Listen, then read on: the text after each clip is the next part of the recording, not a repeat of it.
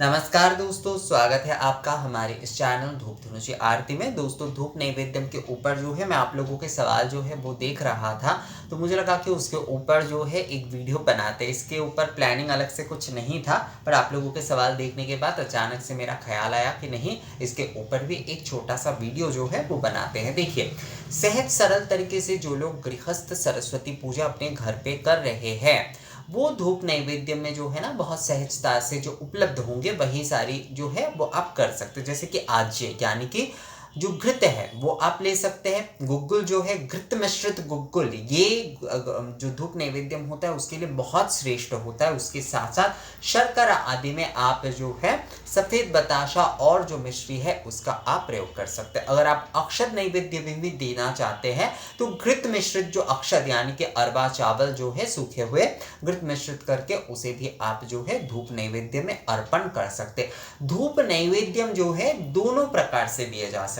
एक तो है आप जब उपचार निवेदन कर रहे हैं तब जो है, यानी कि ये जो गंध पुष्प धूप दीप आदि पंचोपचार हो, दशोपचार हो, तो उपचार निवेदन के भीतर जब नैवेद्यम आएगा तो नैवेद्य में जो है आप ये जैसे कि आपने आज्य निवेदन कर दिया, आपने जो है शर्करा और जो अक्षत आदि अगर आप दे रहे हैं, मतलब अमान्य तौर पर अगर आप दे रहे हैं या फिर केवल आज्य ही दे रहे हैं, घृत ही आप केवल दे रहे हैं, तो घृत और गुग्गुल जो घृत आपने निवेदन करने के बाद उस घृत और गुग्गुल से ही जो है आप जो है ना धूप नैवेद्यम प्रदान कर सकते, ये निवेदन कर सकते हैं। धूप सेवा के समय जो है अगर आप धूप नैवेद्यम के तौर पर जो है ना आप सेवा कर रहे हैं तो उसमें भी जो है दोस्तों आप जो है ये जो आज्य है यानी कि घृत जो है वो आप दे सकते हैं। उसके साथ साथ जो है गुग्गुल जो है वो आप प्रदान कर सकते हैं और उसके साथ साथ बताशा और मिश्री जो है वो भी आप प्रदान कर सकते हैं। और घृत मिश्रित जो चावल है, घृत मिश्रित जो चावल है दोस्तों, वो भी आप अगर धूप नैवेद्य में देना चाहें तो दे सकते हैं। बाकी कई सारे सामग्री होते हैं वो दिया जा सकता है। बाकी जैसे कि आप अष्ट जो धूप है वो सामग्री आदि प्रस्तुत करके भी आप जो है धूप नैवेद्य में दे सकते हैं। पर मैं सहज और सबसे सरल तरीके से आप लोगों को बता रहा हूँ कि घृत मिश्रित गुग्गुल और उसके साथ साथ शर्करा जो है आप धूप नैवेद्य में प्रदान कर सकते हैं। और उसके साथ साथ जो है, देखिए, पीले वाले जो राल है, मतलब राल से तो आपको धूप जलाना ही है। आप धूप निवेदन जब कर रहे हैं तो उसमें तो आपने राल गुग्गुल घृत आदि दिए ही, पर मतलब गंध पुष्प धूप आपने निवेदन कर दिए तो उसमें तो आपने धूप के जो पीले वाले राल है, गुग्गुल है, घृत आदि है, ये सब कुछ तो आपने दिए ही दोस्तों। अब नैवेद्य का जब समय आ रहा है तो जो आज्य नैवेद्य है, आज्य नैवेद्य को आप निवेदन कर लीजिए और उसके बाद उस आज्य के माध्यम से गुग्गुल और शर्करा आदि के साथ जो है आप धूप नैवेद्यम प्रदान कर सकते हैं। और अक्षत नैवेद्य भी अगर आप प्रदान करना चाहते तो जो सूखे हुए जो चावल है उसमें आप घृत मिलाकर वो आप अक्षत नैवेद्य के रूप में जो है वो आप प्रदान कर सकते हैं। अमान्य नैवेद्य भी कहा जाता है इसे, या अक्षत अमान्य नैवेद्य जो है वो आप प्रदान कर सकते हैं उस धूप पात्र में ही। धूप सेवा के तौर पर जब आप धूप नैवेद्यम दे रहे हैं तब भी जो है आप इसी प्रकार से दीजिएगा। और मतलब जो है उसमें घृत हो सकता है, उसमें जो है गुग्गुल, घृत गुग्गुल मिश्री बताशा ये आप दे सकते हैं। उसके साथ साथ अमान्य के तौर पर ये चावल भी दे सकते हैं। बहुत सारे लोग तिल का भी उपयोग करते हैं क्योंकि श्री पंचमी है और तिल क्योंकि माता लक्ष्मी को बहुत प्रिय है, तो सफ़ेद वाले जो तिल होते उसे भी घृत मिश्रित करके जो है ना दिया जाता है, जो कि धूप नैवेद्यम है उसमें जो है वो भी आप दे सकते हैं। पर अक्षत नैवेद्य अगर दे रहे हैं तो वहाँ पर अलग से जो है तिल के नैवेद्य देने की ज़रूरत नहीं होती है। पर बहुत सारे लोग क्योंकि कई घर में जो होता है लक्ष्मी नारायण की पूजा में अक्षत के तौर पर सफ़ेद तिल भी चढ़ाए जाते हैं, विशेषकर जो है भगवान विष्णु की पूजा में यानी कि नारायण पूजा में जो है सफ़ेद तिल भी जो है विशेषकर चढ़ाए जाते हैं। तो श्री पंचमी और नारायण को साक्षी मानकर ही हर कार्य आदि किए जाते हैं, तो इसलिए जो है ना उसमें जो है ये तिल के भी घृत मिश्रित करके देने का चलन है दोस्तों। तो आप जो है आप धूप सेवा के धूप नैवेद्यम भी इस प्रकार से दे सकते हैं, और जो निवेदन के भीतर जो धूप नैवेद्यम अगर आप देना चाहते तो उसमें भी आप इसी प्रकार से जो है ना दे सकते हैं दोस्तों। हमेशा धुनुची पात्र में ही दीजिए। बहुत सारे लोगों ने मुझे कहा कि वो लोग गमले आदि का प्रयोग करके दे रहे हैं, ये बिल्कुल गलत बात है। आपको धुनुची का ही प्रयोग करना चाहिए। आप अगर मैं यहाँ पर एक विषय कह देता हूँ, धुनुची के विषय में आप लोग कहीं कंफ्यूज ना हो जाए। आपने जो है जिस धुनुची पात्र में आपने धूप निवेदन किया, उपचार के समय आपने जिसमें धूप निवेदन किया, उसमें आप धूप नैवेद्यम दे सकते हैं उपचार निवेदन के। पर जो है आप अगर धूप सेवा के तौर पर अलग से धूप नैवेद्यम दे रहे हैं, ध्यान से सुनिए दोस्तों, अगर आप धूप सेवा के तौर पर अलग से धूप नैवेद्यम दे रहे हैं, बहुत सारे लोग धूप सेवा में जो है केवल सामग्री आदि ही देते, पर धूप नैवेद्यम के तौर पे अगर आप धूप सेवा कर रहे हैं, धूप सेवा के ना एक्चुअली कई सारे विषय होते, कई सारे तरह से लोग धूप सेवा करते हैं। अनुवासन के तौर पे भी कई लोग धूप सेवा करते हैं। तो आप धूप नैवेद्य के तौर पे अगर धूप सेवा कर रहे हैं तो उस धुनुची का आपको उपयोग नहीं करना है, उसे आपको धोकर ही जो है आपको उपयोग करना है दोस्तों। और जिसमें आप धूप नैवेद्यम आदि कर रहे हैं उससे कभी भी आरती नहीं होगा।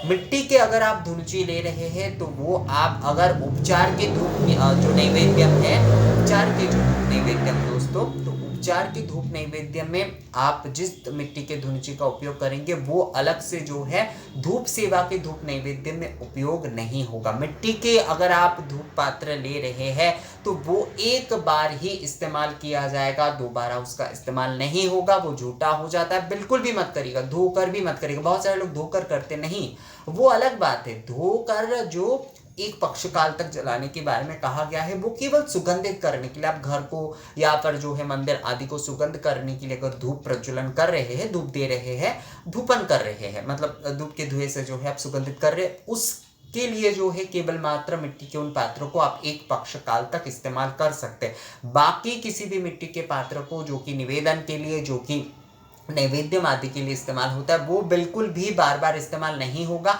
वो केवल मात्र एक बार ही इस्तेमाल होगा दोस्तों। ये बात जो है आप ध्यान रखिएगा। इसलिए मैं हमेशा आप लोगों को कहता हूँ कि पीतल की धुनुची लीजिए। पीतल की धुनुची में आप जो है धूप निवेदन के बाद उसमें धूप नैवेद्यम कर सकते हो उपचार के।